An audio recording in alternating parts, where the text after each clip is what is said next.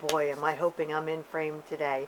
Hey, crafters, crocheters, knitters, and yarn enthusiasts. My name is Jenny. Welcome to Granny Square Peg. Today is Sunday, November 6th, 2022. Yesterday was my birthday, so happy birthday to me. Woohoo! I'm 51 years old today. Yesterday. Well, yeah, I guess I'm still 51 years old today. No, so it's Sunday. Normally I do a blanket video. I've already done the blanket that I made in 2013. I've already done a video for that, but I had two other projects from 2013 that were in my project pile that I recently went through, so that's what we're doing today. I made a scarf, but the scarf was made out of leftover yarns. Well, the pink and the green, while they weren't leftovers, I was just trying to see if these two shades of pink and green would go well together. And I don't think they actually do. But I tried, right? Because there was somebody that wanted something in pink and green, but these two shades didn't work well together. But I had two other shades that did. So it is an infinity scarf, and you know an infinity scarf, when it hangs down, it's not open at the end so it flaps. It's actually sewn together so you can twist it and loop it up around your head again, right? So, and this section here is literal leftovers and scraps, okay? And it was just like little bits of yarn, and I had nothing to do with them, and they were just too small for anything else. So, I just worked them up in this little stripey bit. And then there is this section here, where again, they were just little balls of yarn, and I really couldn't do too much with them. So instead of getting one stripe out of them, I've got two rows of double crochet and one row of treble crochets, or triple here in the US. So there's blue and purple and yellow and orange. That orange is bright. Some green, some soft white, some more green, and blue and blue and blue. Green again, right? So I had these three pieces just sitting around. So I've got this whole panel of these colors here. And I've got this panel of the pink and green. And then I got this little bitty stripey bit. And I'm like, well, you know what? At the time, infinity scarves were really popular. I'm like, well, how about if I just sew them all together and then put a border on them and make a scarf out of it? Well, I did that. I sewed them together. And I draped it around my own neck. I put a border on it, and I'm like, you know what? The way all the colors are, I didn't want it to be an open-ended scarf, so I sewed the end together so it was no longer open-ended and created an infinity scarf, which I thought at the time was brilliant. So, blanket video is like a blanket for your neck, right? So, I made an infinity scarf. Is from 2013. I'm a warm person. I am warm all the time, so scarves are lost on me. So I have no use for this. So I think what I'm going to do is stick it in my Etsy shop and hope that it sells. Hopefully there's some person out there that is so funky and quirky and likes multicolored stuff like this and will buy it. Because I think it's kind of neat. I think it's kind of fun. You know, all those colors mixed together. And you can rotate it so you can have certain colors sticking out. Whatever you're in the mood for, right? Right. So the name of my Etsy shop is Granny Square Peg. You know, when you go to Etsy.com, you can type in a shop name and you'll find it. I'm very slow at listing things in my Etsy shop. So just be patient with me. If it's not there, it eventually will be there. So, 2013, it's all done. It was just made with double crochets and treble crochets, stitched all together. And I don't know. Yeah, I think it's fun. What do you guys think? You think infinity scarves are still popular? You think somebody would like the color combination that I got going on here? I hope so. Alright, so I did have one sort of blanket related project. A granny square. A pile of granny squares. Okay, ready? Let's see. See that pile? 1, 2, 3, 4, 5, 6, 7, 8, 9, 10, 11, 12, 13, 14, 15, 16. 16 granny squares in this pile. Let's pick out the blue one. Okay, there we go. Standard, traditional granny square. I started crocheting in 1980, 1981, somewhere around the age of 9 or 10 years old. Granny squares have been around since the, mid to late 1800s. Granny squares have been around for a long time, okay? Nobody knows who invented them or where they came from. And there are so many different variations of granny squares and how to make them. It's the one thing I struggled with, with my grandma teaching me how to crochet. I just could not get the hang of creating corners, let alone 4 corners in order to make a square. So anytime I tried making a square, it came out very round and no clear designated corners. So eventually I stopped trying, and I just learned to make my blankets row after row, back and forth, left to right. Okay, I figured, all right, granny squares are just out of my skill set. So along comes this crochet. There used to be leaflets, pamphlets, all kinds of things, booklets. This is from Leisure Arts. 63 easy to crochet pattern stitches, and you combine them to make an heirloom Afghan. Okay, so Leisure Arts is the publishing company, and this whole little pamphlet or booklet is about making these squares, right, to make what they call an heirloom blanket. And it is designed by Darla Sims. So thank you to Darla Sims and this little booklet from 1997. I finally learned how to do a granny square. Okay, what they did in the book is they wrote out, they numbered all the squares. Number 1, number 2, number 3, number 4. So the number 1 square is just all single crochets. The number 2 square is half double crochets. This is actually a good way to practice your skill set with crocheting, because like with this first square, it's just all single crochets back and forth to make a square. And the second one is all half double crochets back and forth to make a square. It's a good way to practice your skill set. So they number all the squares, and they call them usually just by what they're made of. Like square number 10 says offset clusters, which means there'll be clusters that are offset from each other. Okay, so they kept the naming of the squares very simple. So square number 16, it says granny square. I know you guys can't, my camera doesn't focus, it doesn't do an automatic focus. I'm looking to upgrade my camera. So anyway, square number 16 is a granny square. And I read this, and I did this step by step by step. And not even just like round 1, round 2, round 3, round 4, but within that step, there is a direction on what to do, and then a comma, and then a direction on what to do next, right? I actually took a piece of paper and wrote it out line by line by line by line to learn how to do a granny square. Because by the time 2013 rolled around, it's been like 30 years, and I still didn't know how to do a granny square. So I went through it step by step, and thankfully the instructions here are very simple, and they made it so easy to do the granny square. And finally I got it, and I made my first granny square.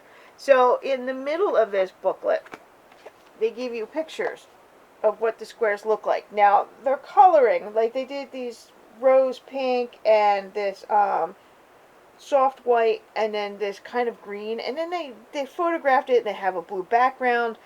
It's ridiculous. They could have done better colors back in 1997. I don't know. But down here on the bottom, page 11, square number 16 is the granny square. And finally, for the first time, I got it.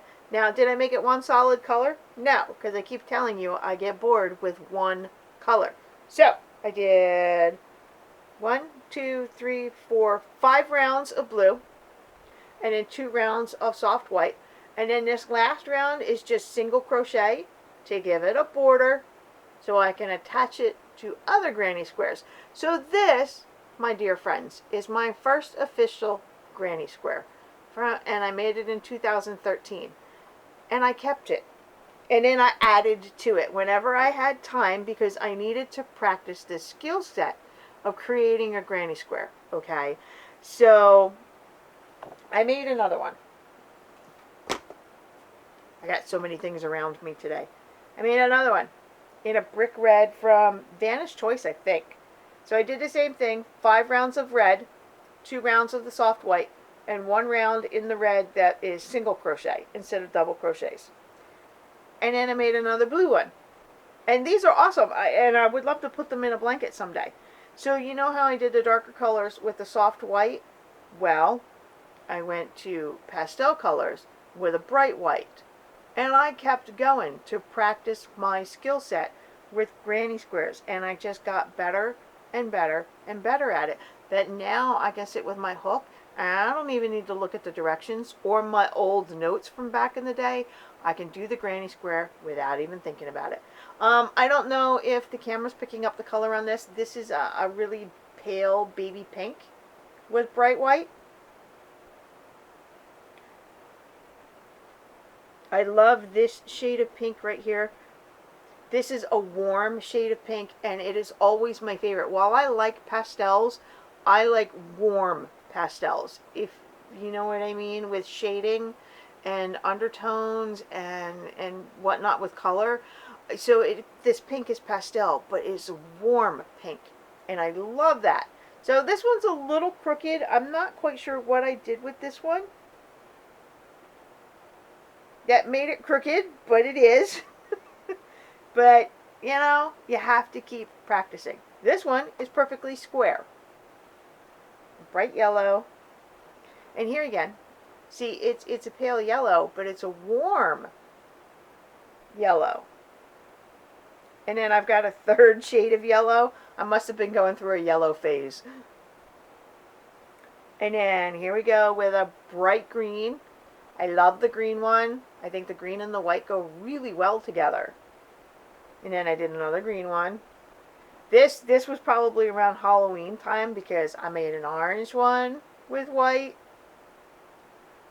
And I'm a big fan of orange. And then I made a medium shade of purple, right? And then this darker shade of purple. Now, with the purples, I actually prefer the darker shade of purple. Now, I'm realizing now, looking at it, I should have made it with the soft white instead of the bright white. I think it would look better. But I just kept going and going with these squares. 5 rounds of the color, 2 rounds of the white, and 1 round of single crochets in the color. Then I've got this teal color. So these are my first my first granny squares that I finally got it. And this pile makes me very happy. It makes me very proud that I finally got it. And it also makes me a little frustrated that I didn't do anything with them.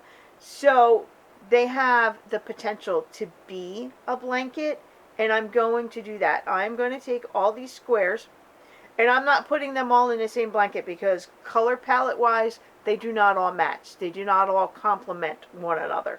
So as I'm going through my yarn stash, if you guys have been watching my videos, you know I have a big yarn stash that I've been going through, like 30 bins and boxes and bags. I'm going to I'm going to find complementary colors for this, and I'm going to make more squares, and I'm going to make blankets out of them. So my first original square, will I keep that one for myself? Yeah, I'll put that in a blanket that we'll throw on our couch. The rest of them I'll stick in blankets that I'll sell eventually at some point. So this is my pile of granny squares that I finally figured out how to make them. And my grandmother's no longer with us. She actually passed in 1998, I want to say. She would probably be proud of me, but she'd probably be rolling her eyes and saying, okay, Jenny, it's about time, right? So I'm sorry, Grandma, but I finally got it. And then once you start with the granny square, you don't go back. You just keep right on going with more squares, because I have so many other blankets that are made with the traditional granny squares, solid granny squares, and then squares that aren't granny, but we call them granny squares anyway. And I'll show you, because I've got 2 more squares in this box, and they came from this booklet, okay, to practice your skill set. Practice, practice, practice. This one is just the single crochet square. Single crochet, back and forth. And it's simple, it's easy, it's not complicated, and it came out beautiful. And it matches with one of the yellows in here. I think with this yellow. Yeah, okay. So, this yellow and this yellow, they match. So, this is a traditional granny square, and this is just a square, but we still wind up calling them granny squares anyway. Anything that is square shaped is considered a granny these days, which is fine.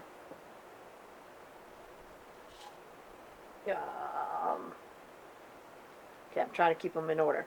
So along with the single crochet square that came out of the booklet, I did a square with double crochets with the pink. And I like them both equally. You say, all right, is there one that I prefer over the other? No, I like them both equally. I like the single crochet because it creates a small, short, dense stitch. So when you make a blanket, it won't have a lot of holes in it, and it won't be airy, and it won't let in the breeze. The double crochet is pretty to look at, and it's got wonderful texture and drape to it. But if you make your double crochets too loose, you get gaps in there, which is okay in and of itself, but sometimes it doesn't make for a very warm blanket. Then I'm all about the warmth when you have a blanket for when you're cold, if that makes sense. Anyway, so this came out of the booklet too. Did I make any of the other squares in this book? No. Just a traditional granny square. I was happy that I finally got it. There are some squares in here that I would like to try just to practice and come up with they've got shells in here, they've got picots, they've got the V-stitch, they've got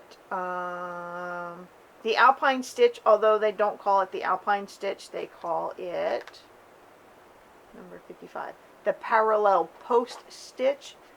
They've got something called the snapdragon stitch. They called it a snapdragon, but it's actually something that I've used before, but I didn't use it from this book. It's something I did on my own. So, you know, a lot of times there's just nothing new in crocheting. We all come up with these things on our own. It's just, even without reading somebody else's book. But yeah, they have a lot of, they do have a basket weave. Like if you want to learn how to do a basket weave, practice it in a square first. See, that's the thing. You see so many blankets out there, so many bloggers and YouTubers, and they have these fantastic ideas for blankets, and they create a blanket, right? But what they really should do is also create a sample square, so you can just practice this stitch combination in a square before you commit to making the whole blanket. So you guys really go look for you'll probably have to go to eBay, all right, to look for this. It's Leisure Arts. There's the company, Leisure Arts. 63 easy to crochet pattern stitches combined to make an heirloom afghan. This is a good way to practice with your crocheting. If you're new to it, even if you've been crocheting for a couple years, or if you've been crocheting for like 40 years like I have, you can always find something new or something different. And I think doing them in squares, as in little sample squares, is a good way to practice your skill set. It's a good way to practice doing single crochets. Once you do single crochets back and forth in a row, and you've got thousands and thousands and thousands of samples of single crochets, you can do a single crochet without ever thinking about it, right? Same with the double, the half double. Slip stitching. Slip stitching is not easy because of the angle of your hook. But if you sit and work up a sample square and just do slip stitching back and forth, by the end you'll have a very sore wrist and be a pro at it, right? So that is what I have from, yeah, I'll give you one more look. Okay. The designer's name is Darla Sims. You should go find a copy of this. I found it to be extremely helpful, and maybe someday I'll work through all the squares in there. It's actually not a bad idea, and to maybe work them with you guys and show you. I just had an idea for another video. But my ideas for other videos cannot happen until I'm done going through my yarn stash, until I'm done going through my blanket pile, okay? So when I have these ideas, I write them down, and then we'll get back to them at some other point. So this video is kind of short today. I hope you guys don't mind. So while it's not a full-fledged blanket, the possibilities are sitting right here. I mean, I've got at least, what, 3, maybe 4 blankets in this pile. The possibilities, and I'm a big fan of possibility, okay? I truly am. So I've got some work to do. I will work on these as I'm going through my yarn stash and I find complementary colors, okay? And if you want, I could do a video on granny squares and how to do a granny square. If you want, let me know down in the comments below. And then my infinity scarf. I can't say it's mine anymore because it's time to sell it. Time to let it go, right? So that is it for today's video. Thanks for hanging out with me. I will see you guys on Wednesday with what's in the yarn bin, because we're still not quite done yet. I'm making progress. I'm not done yet. And then I'll see you guys then. Okay? Bye.